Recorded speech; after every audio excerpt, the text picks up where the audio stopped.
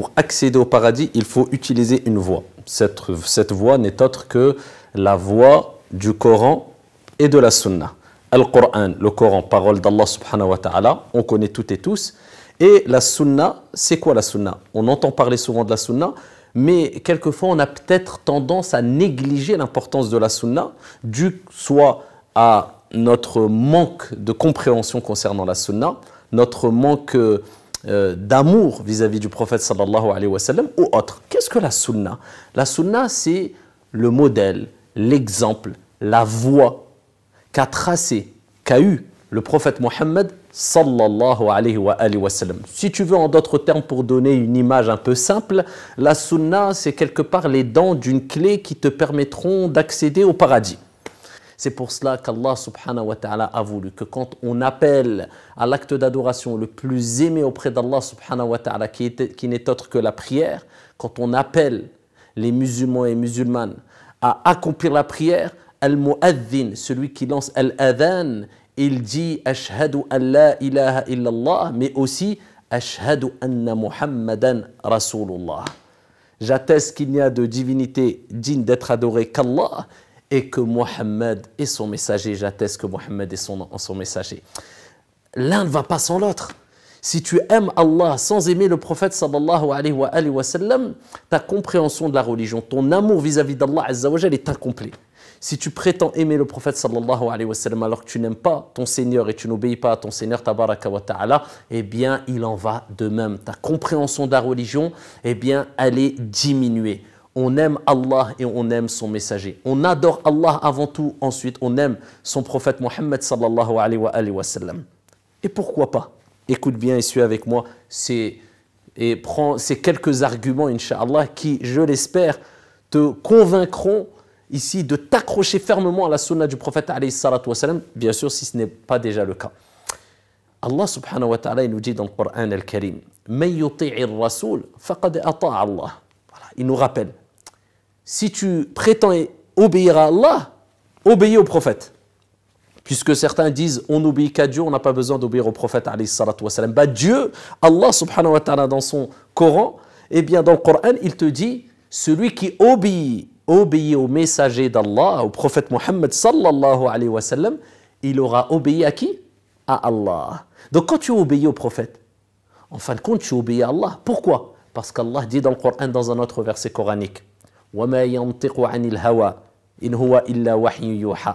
Il ne parle pas poussé par sa passion, mais ce n'est qu'une révélation émanant de son Seigneur. C'est-à-dire quand le prophète alayhi salatu wa sallam nous dit de faire ceci ou cela dans la religion, c'est pas lui qui l'a inventé, c'est pas lui qui a inventé une règle, c'est pas lui qui a inventé cet acte d'adoration. Non, il parle avec révélation. C'est Dieu qui lui a inspiré, qui lui a révélé, qui lui a transmis ce qu'il t'a transmis.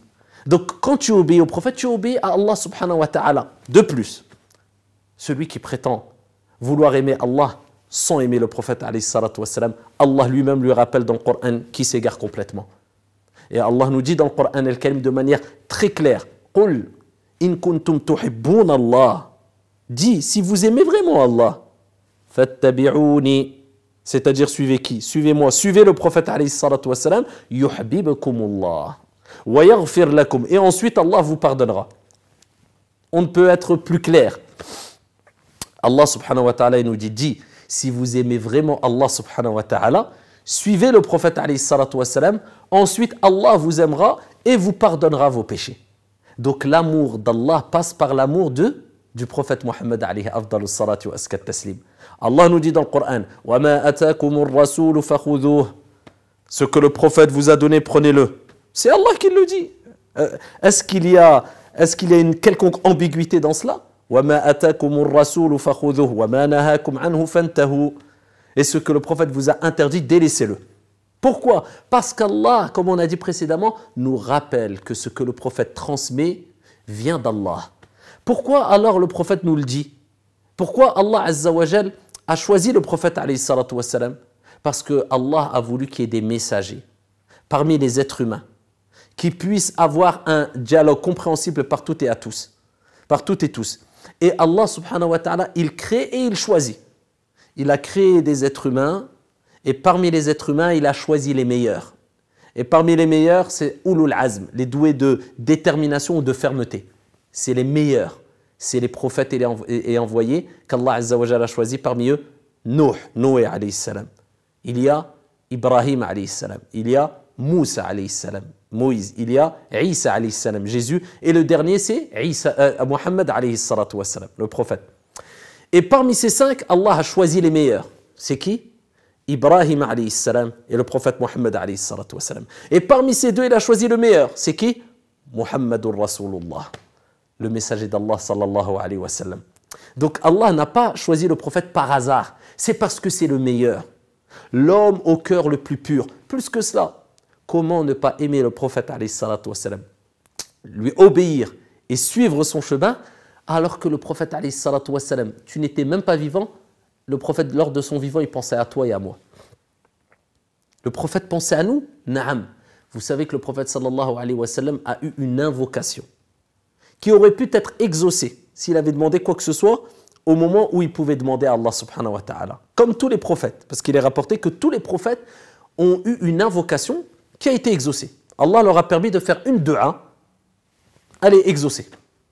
Les prophètes envoyés, ils ont fait des duas, des invocations. Le prophète alayhi salatu wa salam, il a dit non, moi je ne veux pas faire ma dua maintenant, je la garde pour un autre jour. Pour quel jour? Pour le jour de la résurrection pour ma communauté. Il n'a pas pensé à lui, il n'a pas pensé au moment présent, il l'a vu loin, alayhi salatu wa salam. Comment ne pas l'aimer? Alors que lui, il t'a aimé, il a pensé à toi. Le jour de la résurrection, qu'est-ce qui va se passer? Écoutez bien, le jour de la résurrection, cette journée terrible, remplie d'angoisse et d'anxiété, comme le prophète alayhi salatu wa salam l'a dit, les gens seront perdus, les gens seront apeurés, et ils courront vers Adam alayhi salam. Et je vous abrège le long hadith, et ils demanderont à Adam d'intercéder en leur faveur, de les aider. Ils diront, ya Adam, intercède pour nous. Tu es le premier homme, Allah t'a choisi, regarde dans quel état nous sommes, aide-nous. Et Adam alayhi salam rappellera qu'il avait mangé du fruit défendu. Et il dira, aujourd'hui Allah s'est mis en colère comme il ne s'est jamais mis en colère et comme il ne se mettra plus jamais en colère. Idhabu ila ghayri nafsi, nafsi, nafsi. Partez voir autre que moi. Et il dira, moi, je ne peux rien pour vous. Les gens seront apeurés. Ils vont courir vers qui? Vers Noé. Nuh, alayhi salam, tu es le premier messager. Tu es le grand serviteur reconnaissant. Intercède pour nous. Regardons la situation dans laquelle on est. C'est le jour de la résurrection. On a peur, on est anxieux, on est... Et Nuh alayhi salam dira, idhabu ila ghayri. Allez voir autre que moi.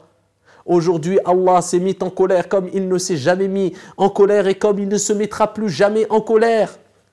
Allez vers autre que moi. Allez voir Moussa alayhi salam. Et les gens courront vers Moussa alayhi salam. Oh Moussa, Moïse, intercède pour nous, tu es Moussa alayhi salam. Moussa, Allah lui a parlé directement. Et qui te dira qui est Moussa, Moïse alayhi salam? Et avec cela, alors que c'est un grand envoyé par Allah Azza wa Jal, il dira la même chose. Nafsi, nafsi, nafsi, moi. Idhabu ila ghayri, allez voir autre que moi. Allez voir Ibrahim alayhi salam. Et les gens courront vers Ibrahim. Et la même chose, Ibrahim alayhi salam dira nafsi, nafsi, nafsi, moi. Il pensera qu'à lui-même.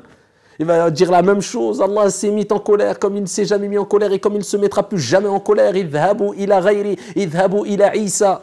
Allez voir Jésus. Les gens courront vers Jésus. Jésus, aide-nous, intercède pour nous. Et Jésus dira la même chose. Il ne pourra rien pour eux. Le jour de la résurrection. Yawma yafirru al-mar'u min akhihi. Le jour où le frère fuira de son frère. Wa ummihi wa abihi. De son père et de sa mère. Wa sahibatihi wa banihi. De son conjoint, sa conjointe et de ses enfants. Tout le monde sera apeuré. Et Jésus dira, nafsi, nafsi, nafsi, idhabu ila Muhammad sallallahu alayhi wa sallam. Il dira, allez voir Muhammad, notre prophète, le dernier des prophètes. Et le prophète alayhi salatu wa sallam dira, ana laha, elle est pour moi. Vous savez, quand je vous avais dit, l'invocation du prophète, il l'a gardée pour le jour de la résurrection, c'est pour ce jour-là, pour que toi et moi, eh bien, on ressente un certain allègement, incha'Allah. Le jour où les gens courront vers les prophètes et ils ne pourront rien pour eux. Le prophète alayhi salatu wassalam, il dira allez pour moi, allez pour moi. Il ira se prosterner sous le trône d'Allah subhanahu wa ta'ala et glorifiera Allah subhanahu wa ta'ala une période qu'Allah aura décidée. Et ensuite Allah dira au prophète Ya Muhammad, irfa' ra'sak wasal tu'ata washfa' tushaffa'. Oh Muhammad, lève ta tête. Demande, on acceptera ta demande. Et intercède, on acceptera ton intercession. Qu'est-ce que tu veux, oh Muhammad? Et là, le prophète dira, Ya Allah, ummati, ummati, ummati. Ma communauté, ma communauté, ma communauté. Et Allah acceptera que le prophète vienne à notre aide. Que le prophète intercède pour nous. Comment ne pas aimer le prophète sallallahu alayhi wa sallam? Comment ne pas suivre sa voie? Comment ne pas respecter quand on entend le prophète Mohammed sallallahu alayhi wa sallam a dit? Le prophète nous a recommandé, le prophète faisait ainsi, le prophète nous a interdit ceci et cela. Comment ne pas respecter la parole du prophète Mohammed alayhi salatu wassalam qui parle par révélation, par inspiration divine? Alayhi afdalus salatu wa askat taslim. C'est ça la sunna, toujours se renseigner. Qu'est-ce qu'a dit le prophète alayhi salatu wassalam? Et ceux qui veulent se contenter du Coran, eh bien ils s'égarent complètement. Tout simplement parce que le Coran ne donne pas tous les détails pour pratiquer correctement sa religion. Allah nous a ordonné de prier dans le Coran, aqimus salah. Mais est-ce qu'il nous a dit que tu dois faire salat subh avec 2 rak'at, al-asr avec 4 rak'at, al-maghrib avec 3? Non, c'est qui nous l'a expliqué?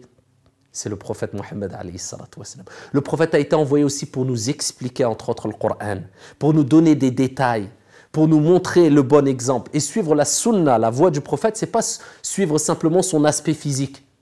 Parce que certains pensent que suivre la sunna, c'est simplement savoir est-ce que le prophète avait une barbe ou pas. Oui, il avait une barbe, je mets une barbe, ça y est, je me contente de cela. Non, non, non, non, non.